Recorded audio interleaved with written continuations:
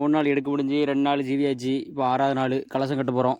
கலசத்தை கழுவியாச்சு. இனி இந்த பழைய கயத்தெல்லாம் மாற்றணும். பழைய கயிறை மாற்றிட்டு கொஞ்சம் சுண்ணாம்பு தடவிட்டு கட்டிட வேண்டியதான். மக்களே, பழைய கயிறெல்லாம் வெட்டியாச்சு. புதுசெல்லாம் களையத்தில் நல்லா கழுவி வச்சுருக்கு. இது பழைய களையம், அதனால் நம்ம இதை சுட வேண்டாம். இதே புது களையமாக இருந்துச்சுன்னா நம்ம தணலில் வச்சு சுடுற மாதிரி இருக்கும். அதை இன்னொரு வீடியோ போடுறோம். இப்போ இதை கயிறு கட்டி இன்றைக்கி நம்ம எப்படி கட்டுறதுங்கிறத பார்ப்போம். கயிறு கட்டியாச்சு.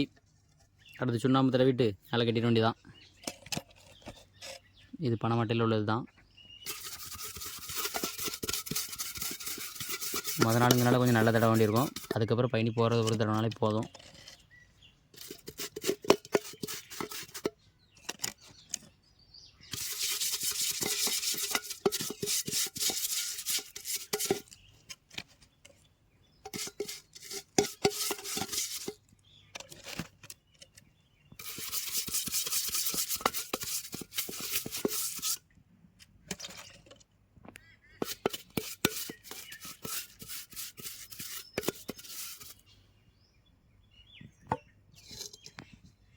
அவ்வளோதான் மக்களே, தடவையாச்சு. இனி அப்படி கட்டிட வேண்டியதான். பல தடைகளை தாண்டி இந்த வருஷத்தோட முத கலசம் கட்ட போகிறோம். நல்லபடியாக பயணி வரணும்னு வேண்டிக்குவோங்க.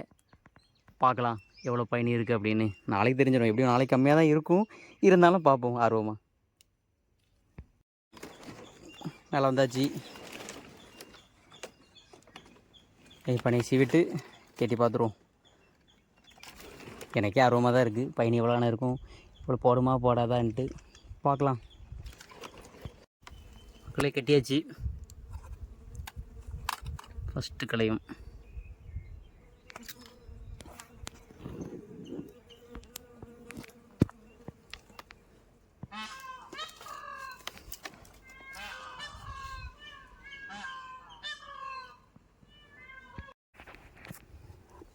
இந்த கேப்லாம் விடக்கூடாது. விட்டால் அணில் எலி எல்லாம் பிடிச்சிட்டு போயிடும். அதனால் மடக்கோலை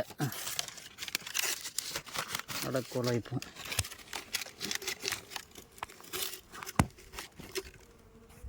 இந்த மாதிரி மடக்கோலை வச்சா அணில் எலி அந்த மாதிரி உள்ளே போகாது.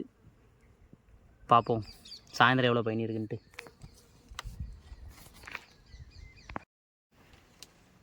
மக்களே, 2வது களையும் கெட்டியாச்சு. இதுக்கும் மடக்கோலை வச்சு வச்சாச்சு. மொத்தம் 3 களையும் எடுத்துகிட்டு வந்தோம். ஒரு களையும் மட்டும் கெட்டலை, காஞ்சி போச்சு 2-3 பால், அதனால் அதுக்கு கெட்டலை.